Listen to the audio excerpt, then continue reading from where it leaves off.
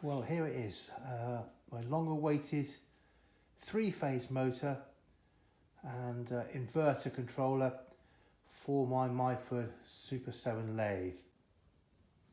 Well, it's certainly well packaged, well marked up. Well, inside again, it looks to be well packaged, plenty of protection, everything marked up as fragile. So the motor looks well packed. Additional padding here, padding all the way around it. Brand spanking new three-phase motor. So what we actually get here is the motor itself and an instruction, so installation and maintenance manual, which I shall read shortly. Now the whole thing with this particular model, it's designed specifically for the Myford lathe, and it is all pre-configured, pre-assembled, so apparently it should only take 30 minutes to install this on the lathe. Now we'll have to wait and see, but that was the attraction, but it is at a premium at just over £500. Now the inverter comes again well packaged, well protected, with its own user manual from Nelson Tesla. So here we have the inverter, plug, connector, well presented front, CE rating, CE accreditation, which is good. You have some trust in it then. All the information on the front, the ratings.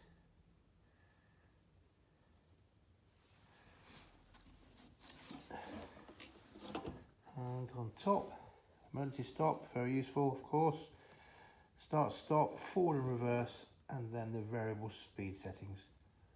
What more can an amateur lathe operator want? Well, I'll tell you what he wants. He wants it all to go together nicely, and we'll see how we do that in a moment. So I'm just about to fit the motor now to the lathe. I've pulled the lathe round sideways to give me some access. Just four high tensile bolts going through here now. So I've pre-positioned the bolts in here. Doing it on my own is a little bit difficult because this is quite a heavy motor.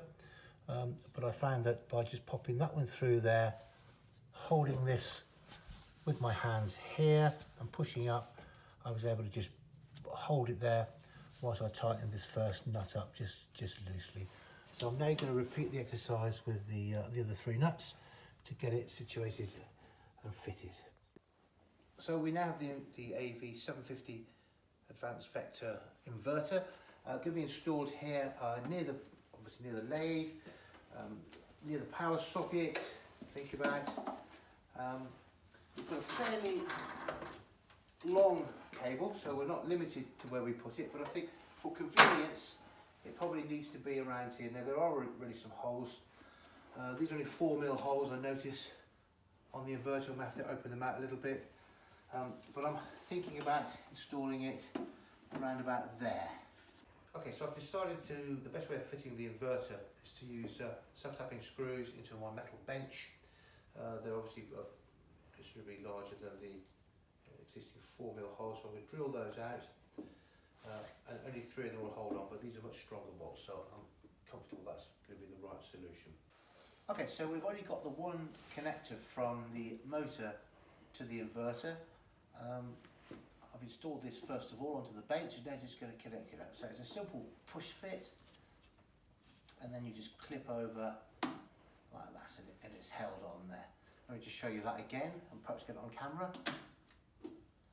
So just pushes on, and the cams there hold this on securely, so that's great. So that's all you need to do to connect it up, apart from the power lead, which we'll do next. Okay, so now we've plugged the lathe in, opened the cover here so we can see the motor pulley there, all nice and free and loose. Going to switch it on without the clutch engaged and just see if this is working or not. So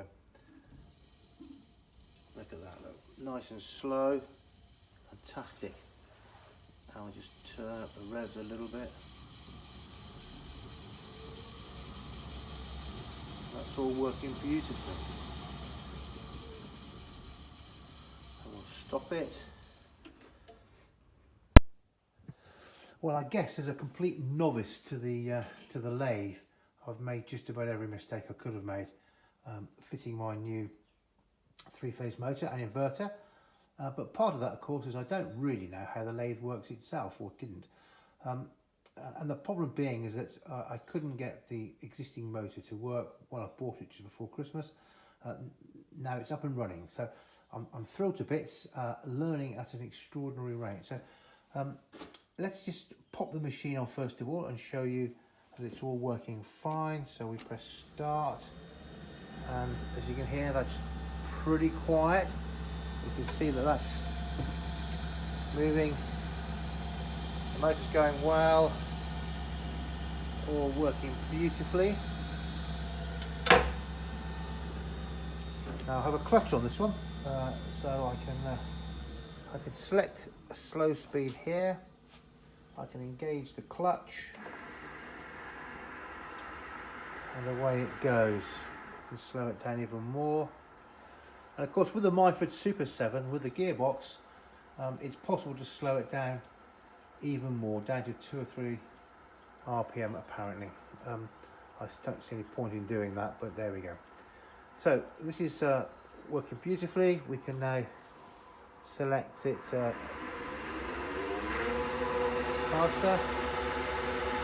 The Myford itself is nice and quiet.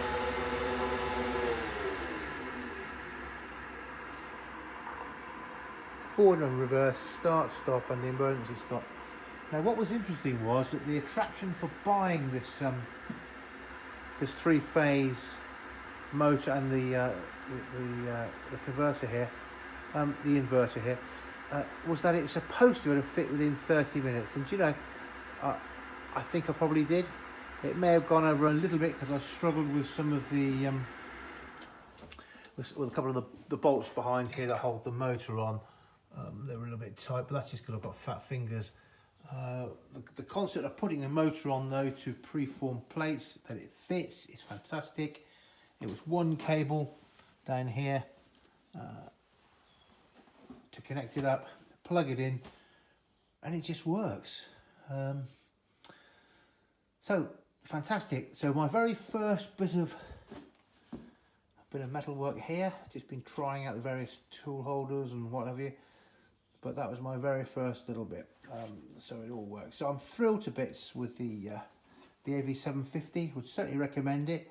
It's expensive at £500, but I guess you get what you pay for. There aren't any bits in there to worry about. It's all pre-programmed, all sorted out, and it just works. And sometimes in life, that's worth a fortune. So if you've liked this video, please give me a thumbs up, and please subscribe. And lots more to come with this particular beast.